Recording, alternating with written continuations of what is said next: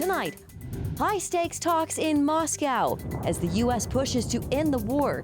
Thousands of Ukrainian children taken by Russia are still missing inside the desperate fight to bring them home. It's horrible. Ukraine lost 50% of children's population. Plus, tensions rising with Venezuela, U.S. troops on alert and warships in position. Trump weighs his next move as lawmakers raise concerns about deadly strikes. And Americans are spending big this holiday season. We break down how to shop smart and keep your budget on track. Plus, Bible reading surges among young people. But that's not the whole story. Inside this growing shift and how churches can respond. The church and Christian leaders are having to change light years in a few years of how we reach people, how we talk to people. All this and more tonight on Faith Nation.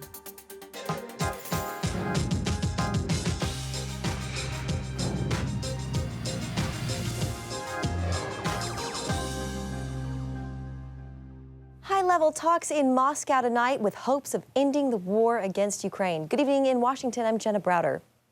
President Trump's special envoy Steve Witkoff is on Russian soil tonight, sitting down with President Vladimir Putin. And he's not alone. Trump's son-in-law, Jared Kushner, is also at the table as the U.S. pushes a new plan to end Russia's war in Ukraine. The original proposal was criticized for mirroring Russian talking points, but the White House says this one has been refined. Meanwhile, Putin is turning up the pressure. Russian state media showing him meeting with military leaders, boasting about battlefield gains. This amid reports that Russia will refuse a ceasefire unless Ukraine gives up land. Ukrainian President Volodymyr Zelensky, speaking from Ireland today, says he remains committed to diplomacy, even as Russian strikes continue to devastate cities. Well, since Russia invaded Ukraine, the Ukrainian government estimates more than 20,000 children have been abducted by Russian forces.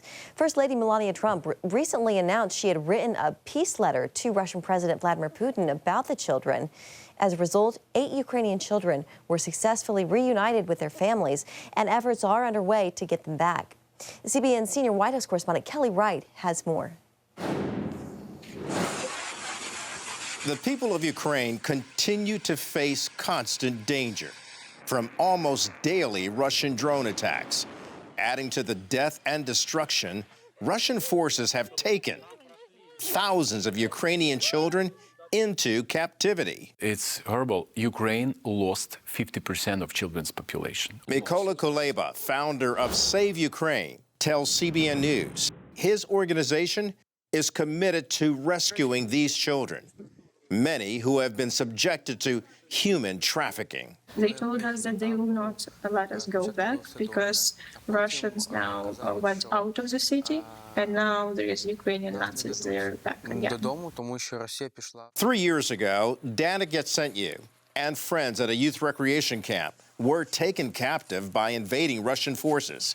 Danica, now 16, tells CBN News the Russians told them it would not be safe to return home. They don't want to return us back because, they're Nazis, they will kill us, and they will eat us there, and that's why it's dangerous. And I believed in that propaganda because everybody kept saying, both children and adults, that it's dangerous to come back to Ukraine. The most cruel statement came when they told Danik his mother didn't love him. Back home, Alla, Danik's mother, desperately searched for her missing son. She then reached out to Save Ukraine. In these 6 months, I've been doing impossible. I've been doing everything to just rescue him. After 6 months, mother and son were reunited. While their ordeal ended, thousands of children remain separated from their families. From our children, Russia wants to make them their slaves and their soldiers. We are here for millions of people to see through our story that Russia is not a friend. We rescued a lot of kids who've been taken to a military camp or military academy or Russian army, or have been abused because through our research, 1 of 15 is sexually abused in occupied territory. Their plight came to the attention of First Lady Melania Trump, who wrote President Vladimir Putin seeking his help in returning all of the children. A child's soul knows no borders, no flags. We must foster a future for our children, which is rich with potential, security, and complete with free will. A world where dreams will be realized rather than faded by war. Putin responded by providing a team to work with her representative to ensure the children's safe return. She can help to verify that kids and bring them home. We believe that, and we really need her in this war as a lady of such a great country, first lady, and she can do this. It's a first step, but I want only ask her not stop and do next and next and next. It is difficult to predict what the fate of the Ukrainian children who are still being held in Russian captivity will be. But rest assured that the people who are running Save Ukraine will not stop in trying to rescue every child that was taken by Russian forces. And the one thing they encourage Americans to do is to pray for the peace and protection of all of Ukrainians, and in particular, the children who need to be back home with their families. At the White House, Kelly Wright, CBN News. Thank you, Kelly. Here at home, pressure is building against the Trump administration's actions in the Caribbean. Secretary of War Pete Hegseth facing bipartisan condemnation after reports of a so-called double tap against an alleged Venezuelan drug boat. An initial strike took out the boat, but a second strike was then ordered to target 2 survivors. National security correspondent Caitlin Burke joins us now with the latest. Caitlin, what is the White House saying now? Jenna, the administration is defending Secretary Hegseth, saying that while he authorized the mission, it was the admiral overseeing the operation who ultimately greenlit the second strike. And according to White House Press Secretary Caroline Leavitt, he was within his authority to do so. Admiral Bradley worked well within his authority and the law, directing the engagement to ensure the boat was destroyed and the threat to the United States of America was eliminated.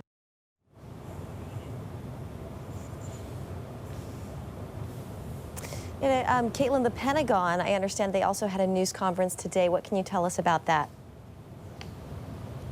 Well, Press Secretary Kingsley Wilson said all actions being taken in the Caribbean are lawful under both U.S. and international law. And I asked her specifically about Admiral Bradley making the call for that second strike. Can you talk about the autonomy that's given to the commanders who are carrying out these operations, like Admiral Bradley, to make decisions?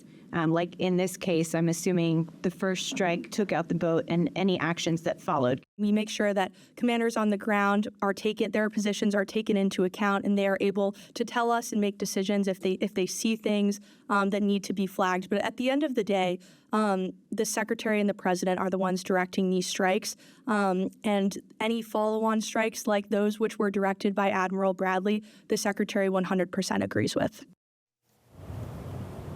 During a cabinet meeting today, Secretary Hegseth doubled down, saying strikes will continue and reiterating that they're stopping narco-terrorists from bringing drugs onto American soil. Jenna? All right, national security correspondent Caitlin Burke. Thank you, Caitlin, and great job today at that news conference. Okay, in other news, it is election day in Tennessee. Polls close in less than 2 hours in a special election there that has the attention of President Trump and House Speaker Mike Johnson. The race is for Tennessee's 7th congressional district, a deep red seat that Trump won by 22 points back in 2024. But the latest poll shows a surprisingly tight matchup. Democrat Afton Bain trailing Republican Matt Van Epps by just 2 points. Even if Republicans hold the seat, analysts say a close result could signal a tougher road ahead for the GOP in the 2026 midterms.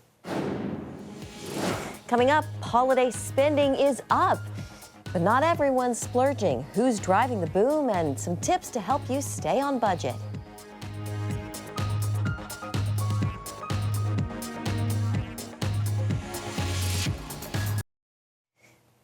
Welcome back. The holiday season is in full swing and Americans are spending big, even with frustrations over the economy.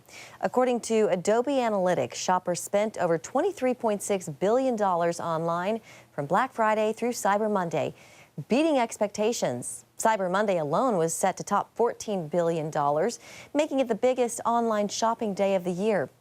Wealthy shoppers drove most of the Cyber Monday growth, while lower-income consumers hunted for deals at Target and Walmart. And for more, let's bring in Mark Hamrick, Washington Bureau Chief and Senior Economic Analyst for Bankrate.com. Mark, thanks for coming on. Always good to see you. We see reports almost every day about Americans feeling frustrated with the economy. What do you make, Mark, of this better-than-expected spending, and what does it maybe tell us about the overall economy? Good to see you, Jenna. Happy holidays. I think that we still have rather restrained expectations for the full holiday season. The National Retail Federation, which is the main industry trade group, has said we should expect something on the order of a 4% year-over-year increase in retail sales. Now, that is not adjusted for inflation. And so if you think about inflation running at roughly a 3% level, that means that you would have just a 1% increase overall. We're seeing online sales, as you mentioned at the top there, doing better than traditional brick and mortar, but there was a substantial foot traffic over the 5 days beginning with Friday. And so people are getting out and about.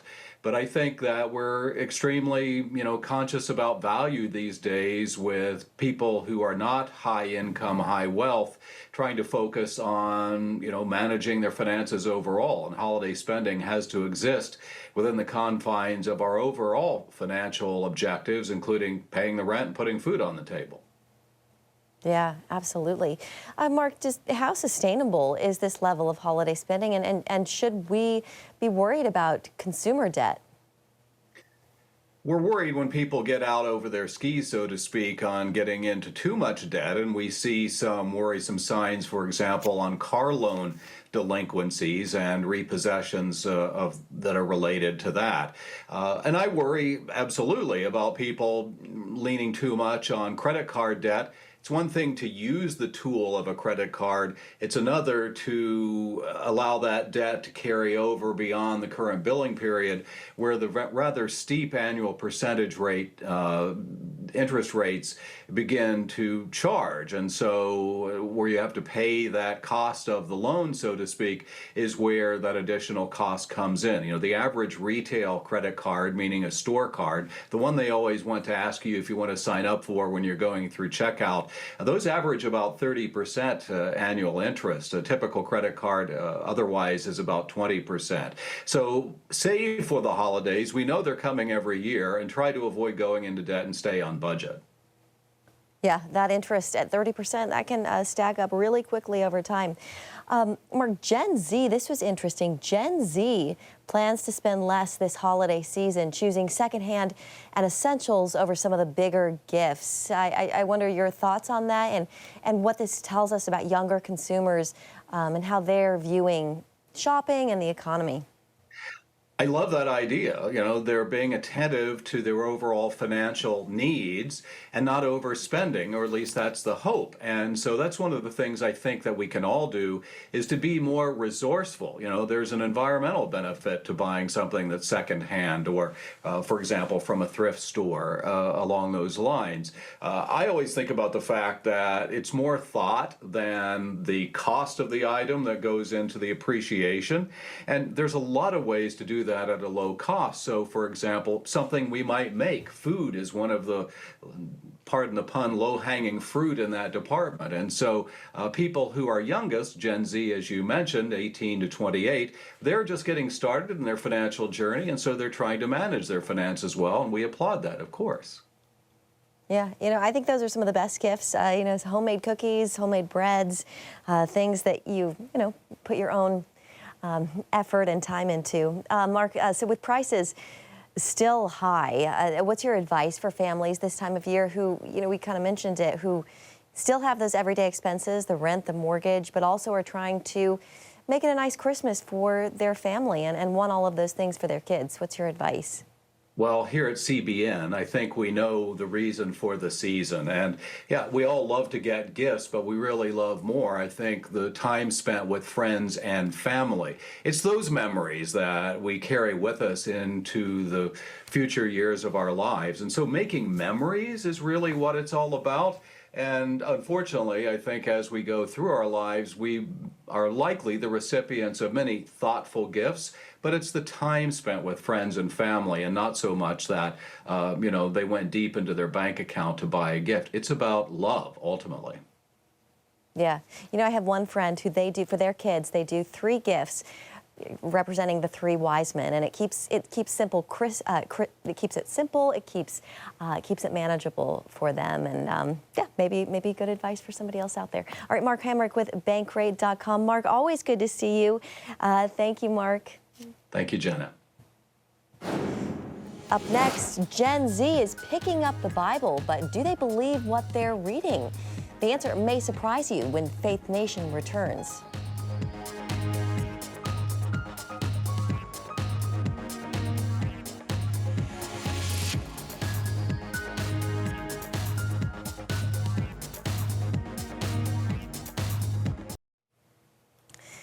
Welcome back. Following a wave of new studies on faith and Bible use, fresh research reveals that younger Americans are turning to Scripture in unexpected ways. But while Bible reading is on the rise, belief in its messages isn't necessarily growing as quickly. CBN's Brody Carter looks at how churches are using this data to follow trends and encourage spiritual interest.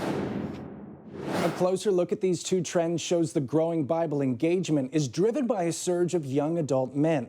As for belief in its teaching is connected to a broader national decline in religious identification. This year, there's been this really encouraging, surprising increase amongst Bible readership. It's specific to young people, even more specific to young men. The Barna Group, a Christian research organization, and Glue, a faith-based technology platform, teamed up on this study, which shows nearly half of millennials and Gen Z engage each week with Scripture. Still, Barna's Vice President of Research, Daniel Copeland, points out openness doesn't always mean faith. The other thing that we wrote about in this article was how, although that readership has spiked, the affirmation of biblical teachings has not. This drop mirrors a broader finding by Gallup, which shows a 17-point decline in Americans identifying as religious over the last 10 years, the lowest level ever recorded in the U.S. It also found a major shift in who's engaging. Women tend to go to, for a long time, have tended to go to church more often or engage with Scripture more often. And what we're seeing in some of the socio-political changes that have happened in the last 10 years, especially amongst young women, is a bit of a leaning away. My interpretation has been that men are starting to find belonging, starting to find relationship in these church settings at almost the same rate that women are starting to back away and saying, I just don't see myself here anymore. I don't see myself represented here anymore. Researchers say this spiritual pattern runs parallel with a broader collapse in trust across other American institutions. One of the biggest shifts that we've experienced is the decline of our institutions as brought on by mistrust, largely due to access of information. And so the church and Christian leaders are having to change light years in a few years of how we reach people, how do we talk to people, because things have shifted so fast. This is where partners like Glue come in, working to translate these national trends into local action. We believe it's no longer optional that a church is using technology in ministry context, and we want to be there to help faith leaders figure this out together and do it well and do it redemptively. Glue's Brad Hill is part of the rapidly growing church tech industry. His company provides tools to help churches see how they compare to national trends. We'll celebrate the wins where we get them, right? When we can see healthy patterns and encouraging trends. But I think it also does for church leaders and faith leaders, it does outline there's still a great need to connect these things together. The ultimate goal for faith, to connect this resurgence of curiosity with lasting faith. The aspiration of this work is always to give church leaders the clearest perspective of what's going on out there so I can make strategic decisions about what I'm going to do here at my church, in my local community. Because at the end of the day, local communities, the local church is where relationship happens. It's where transformation happens. Brody Carter, CBN News. Thank you, Brody. And still ahead, a handstand walkathon for a worthy cause. That's next on Faith Nation.